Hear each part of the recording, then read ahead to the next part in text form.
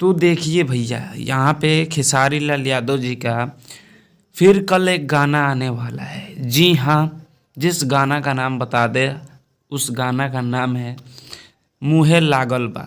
जी हाँ दोस्तों, ये गाना 19 तारीख को सुबह 7 बजे आ रहा है और वेब म्यूजिक से आ रहा है। वेब म्यूजिक यूट्यूब चैनल से आ रहा है ये सॉन्ग मुहे लागल बा। इस गाना को लिखे हैं अजय बच्चन, संगीत दिए हैं छोटू रावत। ये गाना बहुत ही मस्त है। तो कल आएगा आप सभी के बीच में 7 बजे वेब म्यूजिक से।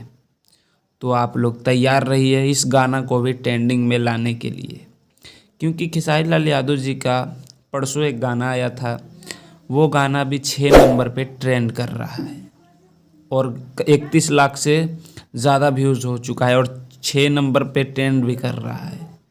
तो इसको भी आप लोग को नंबर 1 ट्रेंडिंग पे लाना है, जो कि आ रहा है कल वेब म्यूजिक से सुबह 7 बजे मुहे लागल बा।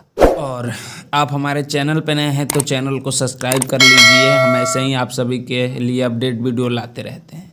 तो मैं सूरज पासवान, आप देख रहे थे खेसारी फैन सपोर्ट। तो मिलते हैं आपसे नेक्स्ट अपडेट वीडियो में। तब तक के लिए जय हिंद, जय भारत।